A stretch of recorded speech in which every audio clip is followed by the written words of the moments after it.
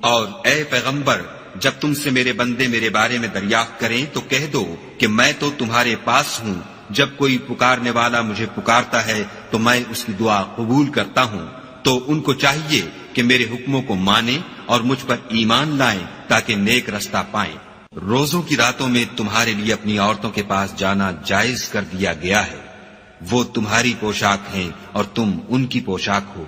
خدا کو معلوم ہے کہ تم ان کے پاس جانے سے اپنے حق میں خیانت کرتے تھے، سو اس نے تم پر مہربانی کی اور تمہاری حرکات سے درگزر فرمائی۔ اب تم کو اختیار ہے کہ ان سے مباشرت کرو، اور خدا نے جو چیز تمہارے لیے لکھ رکھی ہے یعنی اولاد، اس کو خدا سے طلب کرو، اور کھاؤ اور پیو یہاں تک کہ صبح کی سفید دھاری رات کی سیاہ دھاری سے الگ نظر آنے لگے، پھر روزہ رکھ کر رات تک پورا کرو۔ اور جب تم مسجدوں میں اعتکاف بیٹھے ہو تو ان سے مباشرت نہ کرو،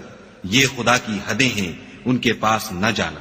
اسی طرح خدا اپنی آیتیں لوگوں کے سمجھانے کے لیے کھول کھول کر بیان فرماتا ہے تاکہ وہ پرہیزگار بنے۔ اور ایک دوسرے کا مال ناحق نہ کھاؤ اور نہ اس کو رشوتاً حاکموں کے پاس پہنچاؤ، تاکہ لوگوں کے مال کا کچھ حصہ ناجائز طور پر نہ کھا جاؤ، اور اسے تم جانتے بھی ہو۔ اے محمد صلی اللہ علیہ وآلہ وسلم، لوگ تم سے نئے چاند کے بارے میں دریافت کرتے ہیں کہ گھٹتا بڑھتا کیوں ہے، کہہ دو کہ وہ لوگوں کے کاموں کی میعادیں اور حج کے وقت معلوم ہونے کا ذریعہ ہے، اور نیکی اس بات میں نہیں کہ احرام کی حالت میں گھروں میں ان کے پچھواڑے کی طرف سے آؤ، بلکہ نیکوکار وہ ہے جو پرہیزگار ہو اور گھروں میں ان کے دروازوں سے آیا کرو، اور خدا سے ڈرتے رہو تاکہ نجات پاؤ۔ اور جو لوگ تم سے لڑتے ہیں تم بھی خدا کی راہ میں ان سے لڑو، مگر زیادتی نہ کرنا، کہ خدا زیادتی کرنے والوں کو دوست نہیں رکھتا۔